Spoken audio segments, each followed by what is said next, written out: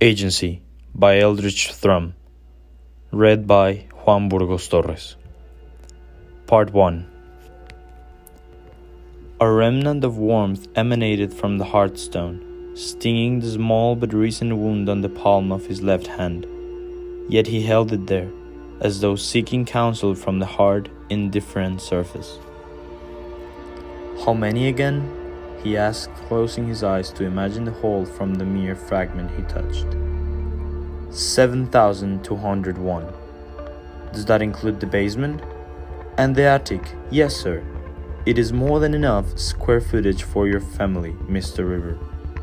More than enough, unless your plans have changed, in which case I would have to make edits to the forms, and that would— "Babe, this is everything we need," Tella interrupted. "And it's more beautiful than Mr. Moen had described."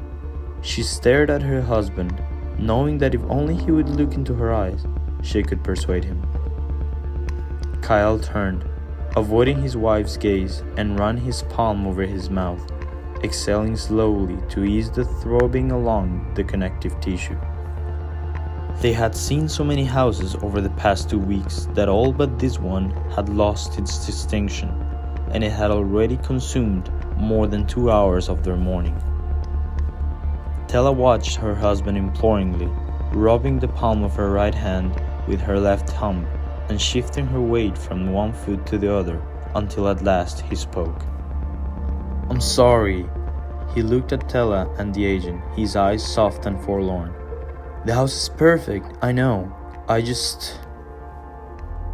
The agent stood erect and cleared his throat. "Of course, the four of you must come to your own decision in your own time, Mr. River, and I am prepared to stand with you when that time is known.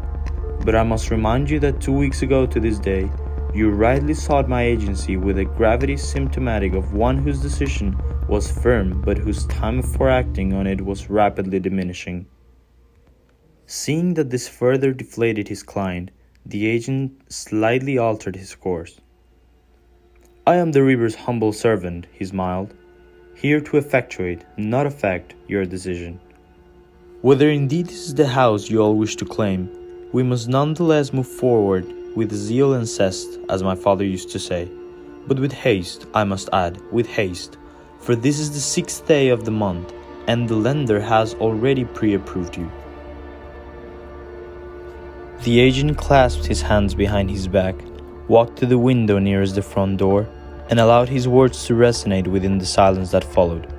As he did so, his muted phone vibrated from within the shallow pocket of his brown wool pants. He kept it at his hip as he read the text from a trusted colleague, indicating that 3 other families had scheduled to view the house that afternoon, and that one of the families would most likely claim it should the Reapers not. He prudently returned the phone to his pocket and stared into the autumnal expanse of trees that enclosed the property. Inches beyond the glass hovered a convolvulus hawkmoth, a species the agent had encountered with each showing and whose ashen, rhythmic fluttering always entranced him. Kyle closed his eyes and tilted his head, and Tella, who had learned to interpret his subtle body language, looked over her shoulder toward the window. "Mr. Moen, could Kyle and I have a minute?" "Of course," he replied dully, forcing his eyes to blink. "Perhaps I could locate the children for you? I believe they venture toward the attic, which I find tends to be the most alluring space for imaginative children." "That'd be great, actually. We could use their zest and zeal." "Indeed," the agent replied, heartened by her booster. "Okay, I'll get myself together." He smiled, forced but determined. She pressed her right hand into his left hand until the identical pattern of their new scars aligned. "We're doing this, babe," she whispered. A new moment seized him, briefly but powerfully, and the words he had fought to say at last pushed through his mouth. "Because we were meant to." Part 3. Linnea held the wings of the dead bald-faced hornet between her fingers, looking up for its nest as her socked feet shuffled across the wooden planks of the attic floor. "It can still sting you, genius!" Asif shouted from the other end, swinging rhythmically from a crossbeam. She ignored him, stopping instead to pick up a second dead hornet whose tarsal claws had snagged the frayed end of her right sock near the small toe. "Whatever then," Asif added, but when he dropped from the beam onto a tall crate nearest the hatch, the reverberation shook the rafters, dislodging the round, grey nest from a beam just beyond Linnea, and his anxiety rose. She was too far from the hatch, thus too far from him to shield her from harm.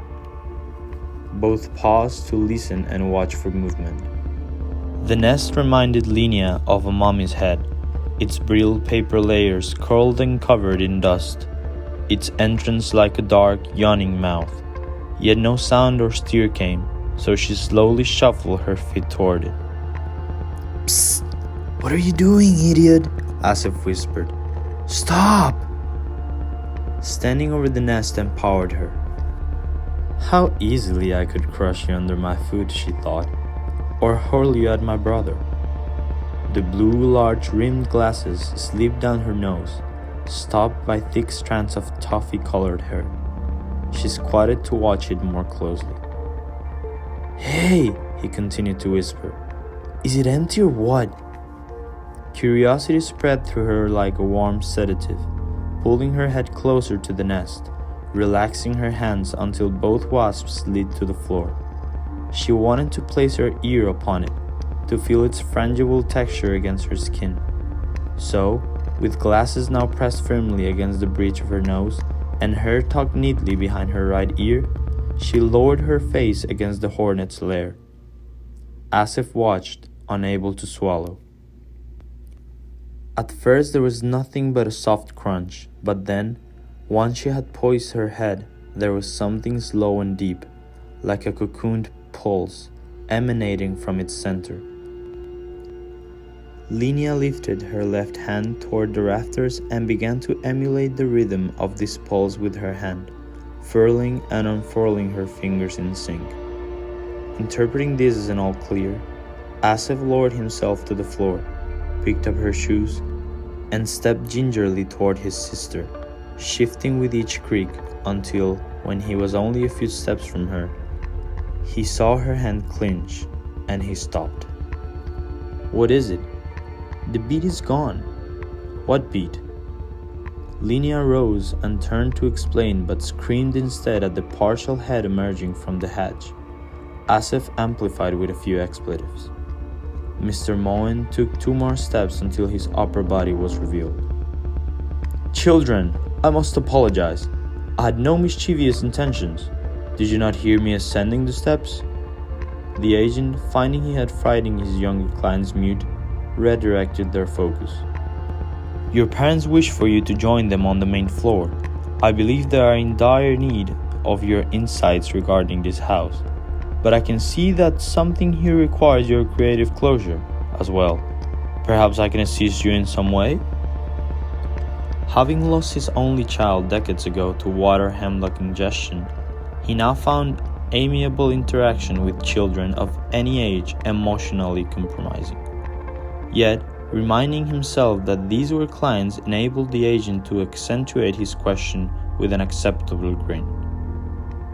"Would we be allowed to take this with us?" Linnea asked, cradling the nest in her right arm, cupping the 2 dead hornets in her left hand.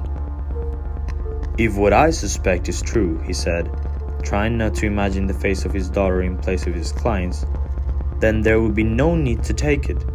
Let me ask you both, have you each chosen your space within this house?" Asif answered first. "We love the attic and the basement. Can we have both?" "Well, one of you may occupy the attic or the basement, but not both the attic and basement." When he saw their reaction, the agent felt sorry for them, trying to sympathize with the dulls and frustrations provoked by adult restriction. "That is, unless a concealed structure connects them." The twins looked hard into each other's eyes, hoping the other would have found some hidden passage that conjoined the 2 rooms. When the answer came, Linnea raised her eyebrows and smiled. She placed the nest and the dead hornets on the floor and ran to a low, narrow door in the east corner of the attic. Asif followed, but called after her, "Yeah, I tried it already, but it's locked." Linnea looked back at the agent, who dangled between his fingers a small copper key that opened the door to reveal a thick wooden ladder fastened to the opposite wall. "I can see where it goes, Mr. Moen," she said. "Why not find out? When you do, come find me and your parents in the master living room. I suspect that you may even arrive there before I do." When the darkness at last enveloped the top of Linnea's head, the agent closed the low, narrow door, leaving it unlocked, and returned the key to the larger set of multicolored keys he kept in the outer pocket of his jacket. His walk to the hatch was slow, unmindful of all but the rafters overhead, which appeared sturdy, reliable for the purpose a 12-year-old.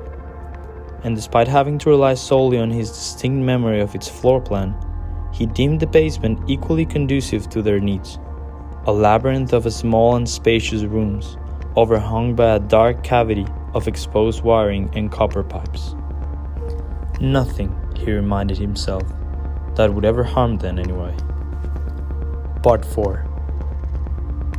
Both stood beneath the last rung, in awe of what the agent had helped them discover and the infinite possibilities these presented. "I want this one, Linnea. You keep your hornet's nest and I'll keep all this." Linnea thought about the 2 dead hornets, how she left them and the nest in the attic. She wondered how they all died, whether their souls might be flitting about the rafters, now searching for their dislocated nest, and felt a momentary regret for abandoning them.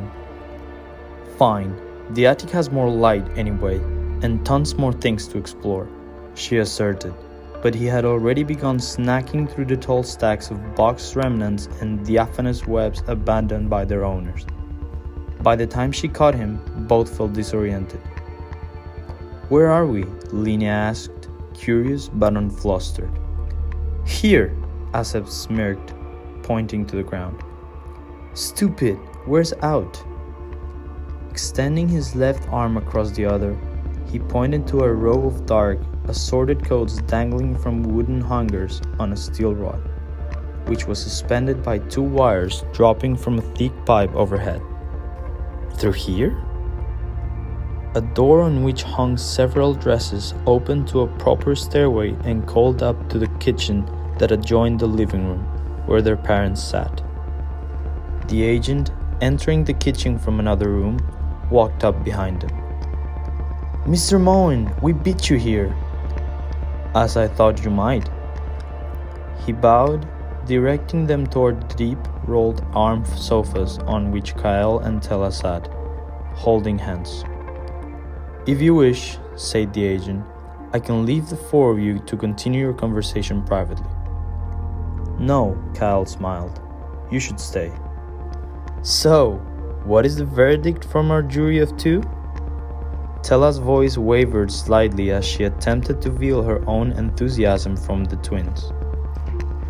Asif and Linnea fell into the empty sofa with an uncharacteristic lack of property, colliding with each other with the initial rebound and laughing imprudently.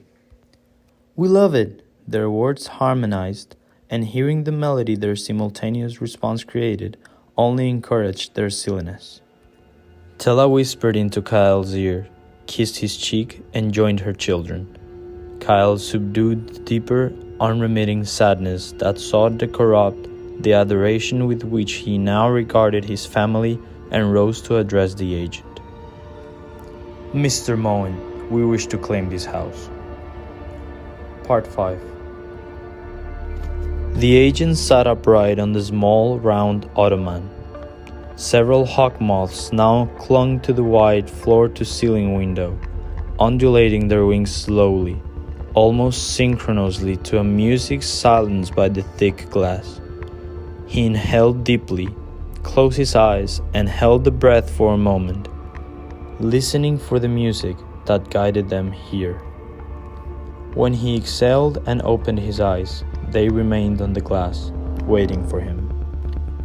He rubbed the worn edges of the forms he and each of the rivers would have to sign and mark for the claiming to be ratified. It was 11:47 a.m., and while emotionally exultant for the family, his body began to feel the toll of 12 consecutive days and at least 80 cumulative hours of professional service on their behalf. He longed for a warm drink in his own chair facing his own window, perhaps listening to soft music or nothing at all, for several uninterrupted hours before returning the call of his next client. When the silence was broken by the family reuniting in the kitchen per his instruction, the agent rose, bowed to the window, and picked up the worn leather doctor's bag he had procured from his car while the family designated their spaces within the house. He stood at one end of the granite island, opened the bag, and handed each of them a wheat-colored form and a long black pen. His voice became deep, solemn. Per the great commission of our faith, a family must claim their own house within an appointed time. You have claimed this house. You will see your name printed at the top of this form. Beneath it are the articles to which you have already given verbal pledge. Please read them and, with the black pen, sign your initials on the line to the right of each article, signifying your covenant with the lender. In the breadth of his career, the agent was accustomed to seeing most families, particularly those with younger children, become perceptibly agitated at this stage, often from a mounting existential angst over the ironclad nature of the form they were required to mark. The Reber family thus far presented themselves as the rare exception, the parents smiling, the children giggling as they initialed. The agent continued. The lender now requires your complete signature at the bottom left-hand corner of the second page. As they signed, he looked into his bag and sifted through the implements, pondering whether he knew the Rivers well enough to determine the means each would select.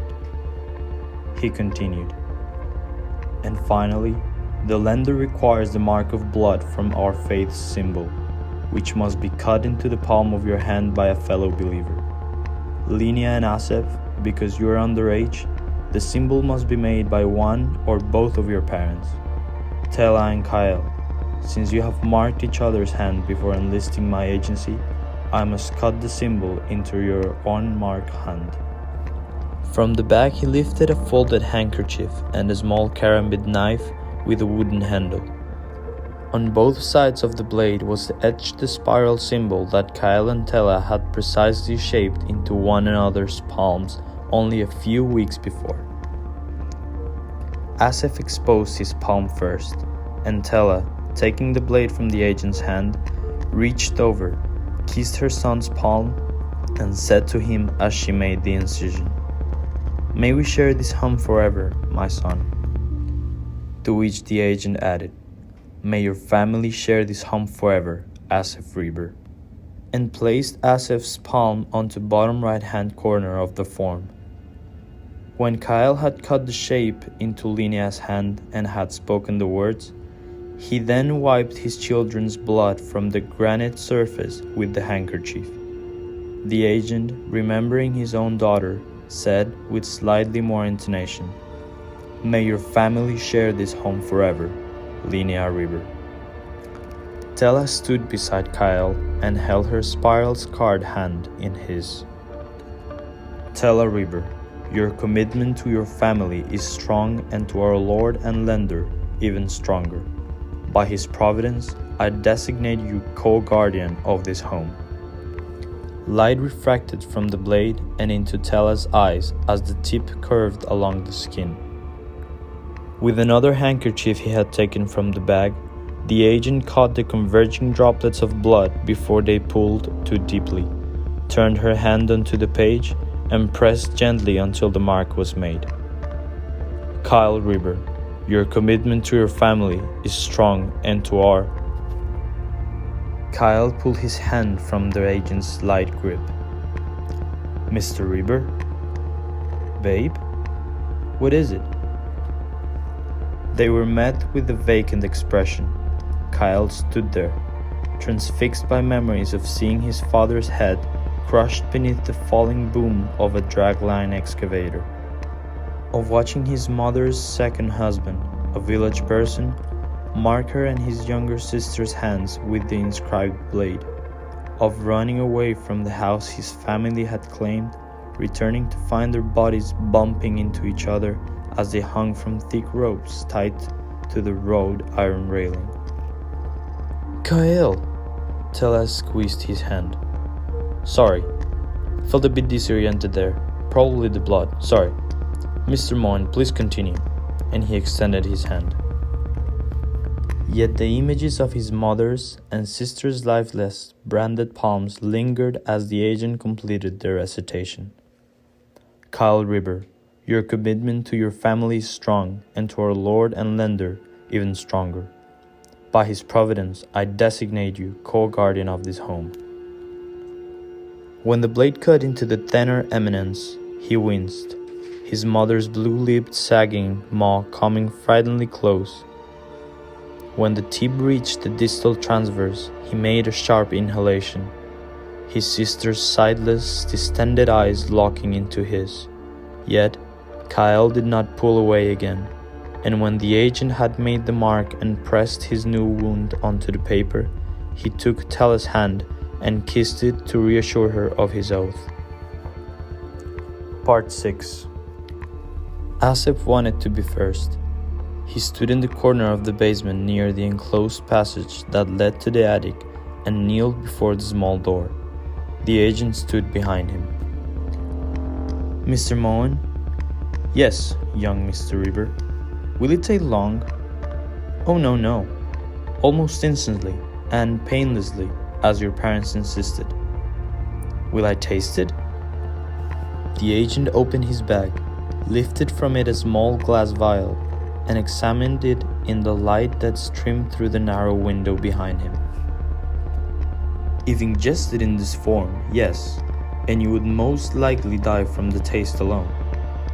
I've been told it's quite awful, but I always come prepared." He pulled from the bag a small cup and a plastic bottle of blue liquid, then walked around the boy to demonstrate. "I pour these tiny, powdery rocks into the cup, see? Now, just a swallow's worth of this tasty blue drink and... do you smell that? And it tastes even sweeter. Here, hold the cup, but do not drink just yet." Asif's hand was remarkably steady. "So, when you have swallowed this, you must close your eyes and begin to imagine your body floating through every inch of space in this basement. Imagine floating through this door without having to open it, up the ladder without ever stepping on a rung, and into the attic where Alenia will be. You must see these things very clearly in your mind while your eyes are closed. When the blue drink goes down your throat, your body will start to feel warm, then numb, and then you will feel very sleepy. At that point, let your body sleep, but never stop seeing yourself move on the air through this room, the passageway, and the attic. Do you understand, young Mr. River?" "Yes, Mr. Moen." "Then our Lord will be blessed this day by your faith, Asif River. Drink and enjoy your new home, forever." The agent walked back to the bag he had set on a Canterbury end table. He took his time opening the bag, returning the vial, the cup, and the bottle, listening to the rate of the boy's breathing, turning only when he heard the body collapse to the floor. Part 7. When he opened the door to the attic from the narrow passageway, he found Linnea sitting there, facing him, her legs crossed and her hands on her knees, rocking gently to and fro. Beside her lay the hornet's nest and her blue-rimmed glasses. He shut the image of his daughter from his mind. "I've been waiting, Mr. Moen, and I'm ready," she said, straightening her back and shoulders to accentuate her dignified tone. "Then I shall not keep you waiting any longer, Miss River," he smiled, sitting the bag in front of her but opening it to where she could not see it. He set before her a small mason jar.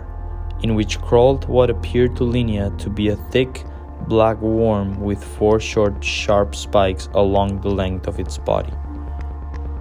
Your parents have told me of your fascination with an impressive knowledge of arthropods, but I do believe this one will be unknown to you. There are only 3 in existence. What is that black sticky stuff oozing from it? That is its venom. Does it hurt, Mr. Moen? Although she looked nothing like his Katla, the agent wanted to hold her, to comfort her. Not because Linnea asked this in fear, but because he was not there to hold or comfort Katla when her stepfather pushed the water hemlock down her throat. It'll be oh so painless. The worst it can do is make you want to sleep. It will do this quickly, and you must not resist. The agent picked up the jar, removed the lid, and upturned it, placing the open end onto her outstretched arm. As you feel yourself falling to sleep, you must imagine yourself flying, like a hornet, through this space, through the passageway, through the basement, and then back again, over and over.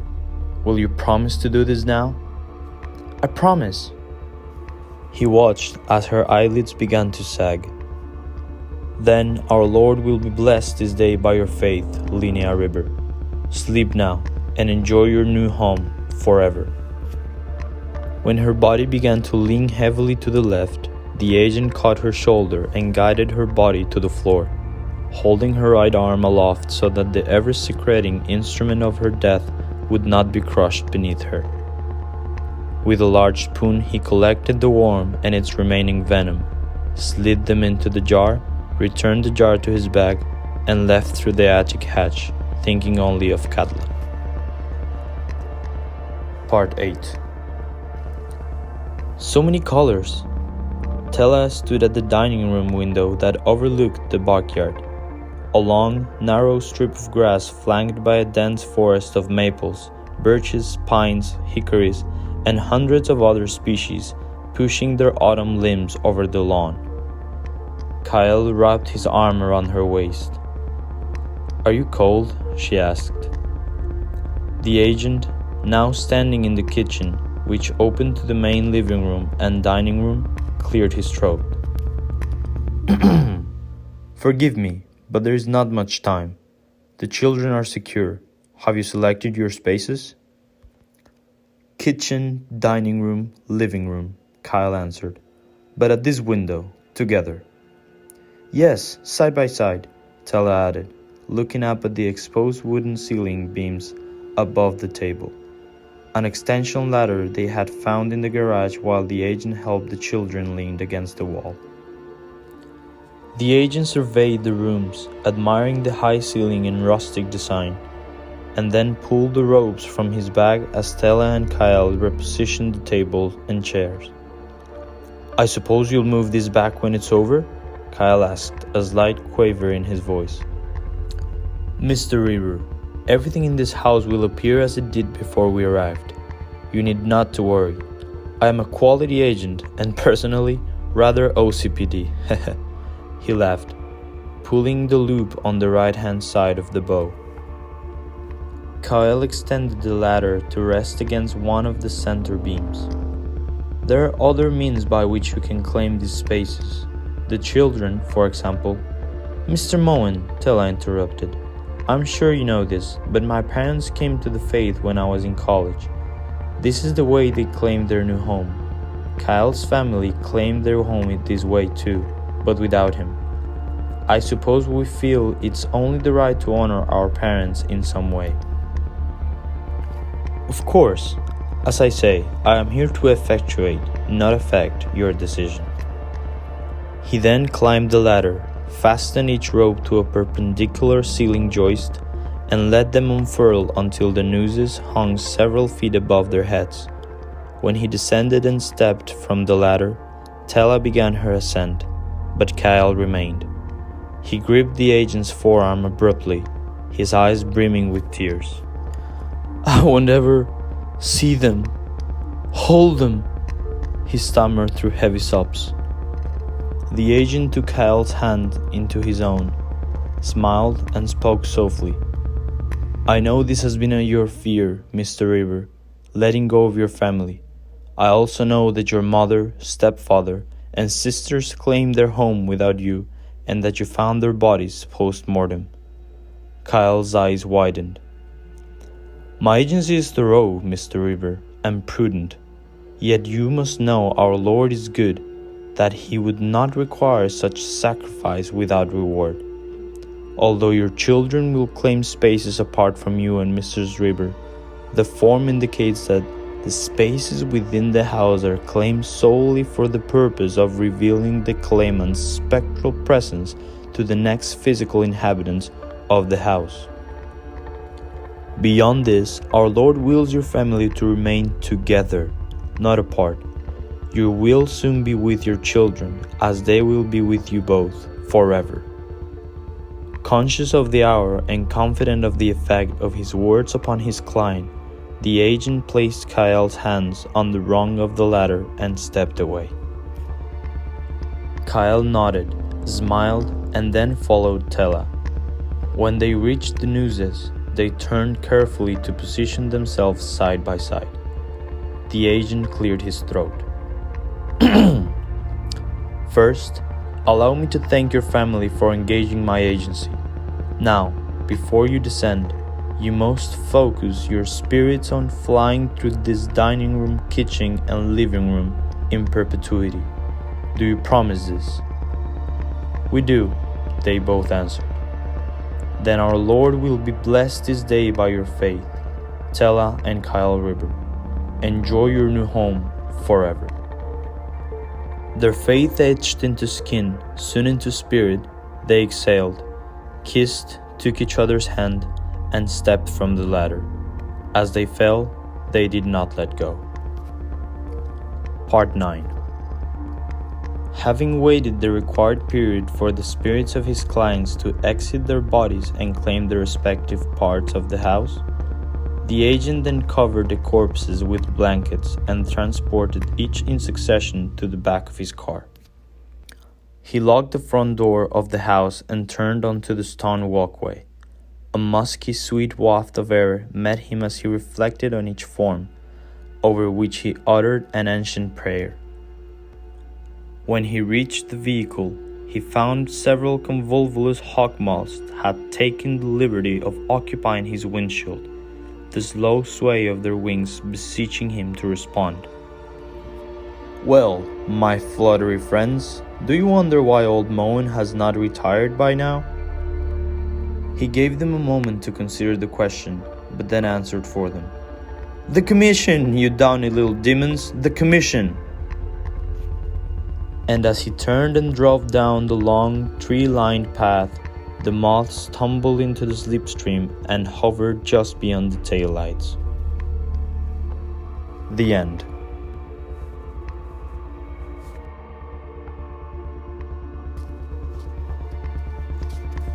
Agency by Eldritch Thrum may work as a commentary on the economic crisis of 2008 and how it impacted millions of American households. Such economic tension may be seen in Kyle's hesitancy of buying the house. He seems very doubtful, and is only when his wife insists that he gets full certainty. These attitudes may relate to early hints that the economy was going to collapse.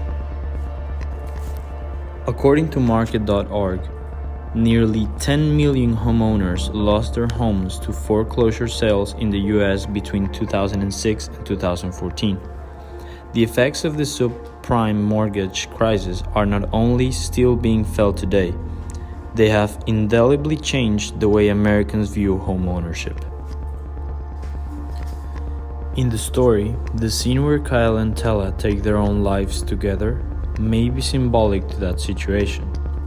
The family committing to the house with their life may be suggesting that the consequences for buying houses during that time were going to be economically catastrophic.